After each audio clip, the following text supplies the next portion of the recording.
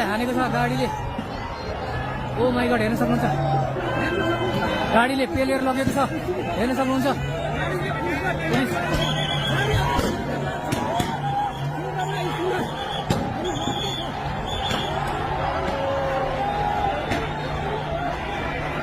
Oh my god oh my god oh my God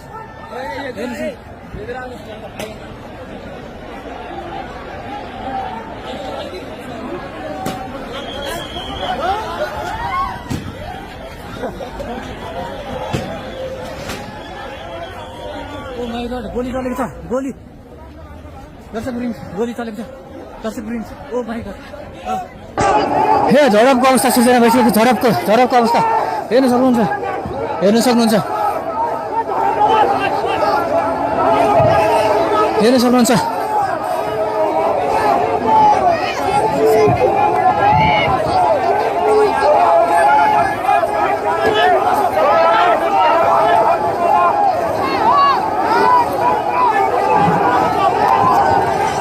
यता हेर्न सक्नुहुन्छ आक्रोशित भिड ओ माई गॉड दर्शक वृन्द टियर ग्यास हानिएको छ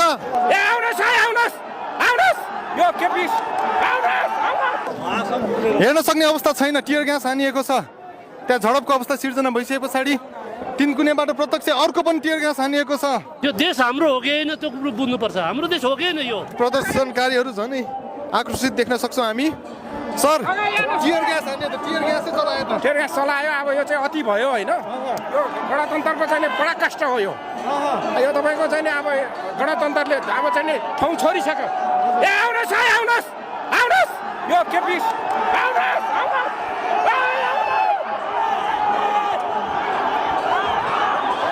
दुर्गा प्रसाई नै हुनुहुन्छ अगाडि देख्न सक्नुहुन्छ तपाईँले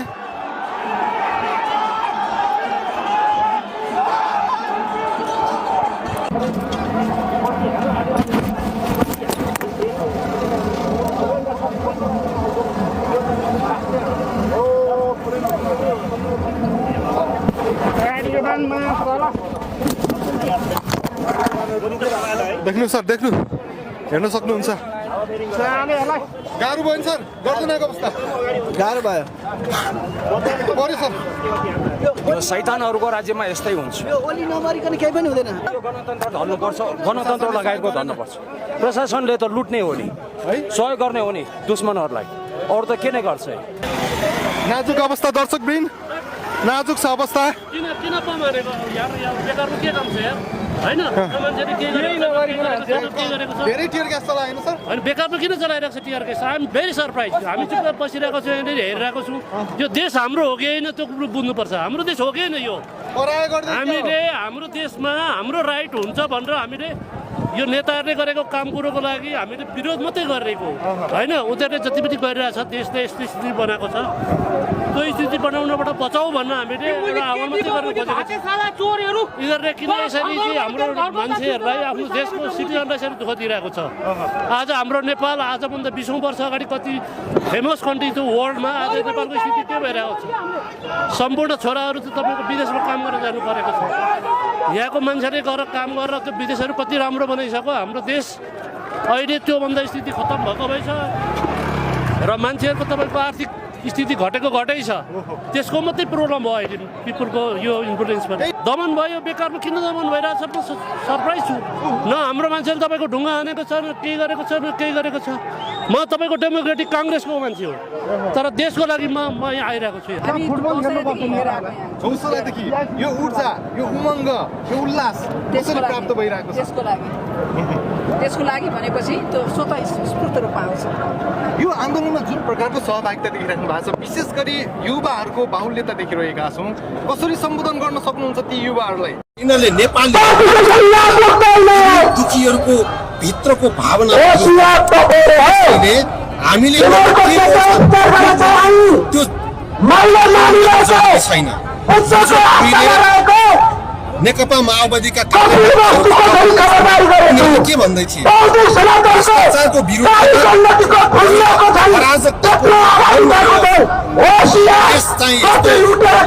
यस्तो अवस्थामा भ्रष्टाचार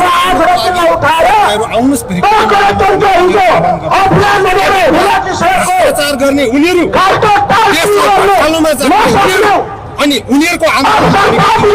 उनीहरूका नेताहरू आज देशमा तपाईहरूले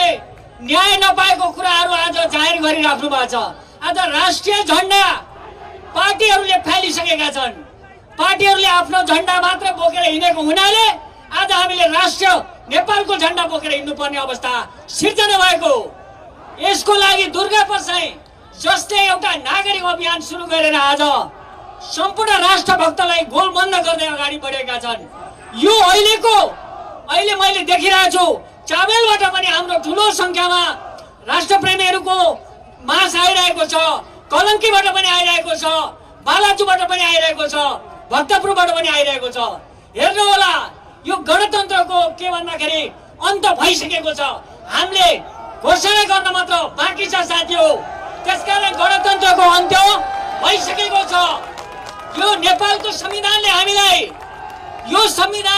के भन्दा गणतन्त्रको अन्त्य गर्ने अधिकार दिएको छ। त्यसकारण हामीले यही संविधान अन्तर्गत यो गणतन्त्रलाई हामीले अन्त्य गरिसकेका छौँ। हामीले विगतका दिनदेखि नै निरन्तर रूपमा हामीले के भन्दाखेरि शान्तिपूर्ण तरिकाले हामीले जुन आन्दोलन गर्यौं, जुन दुर्गा प्रसाईले एउटा दियो बालेको आन्दोलन आज ज्वार भाटाको रूपमा निस्केको छ।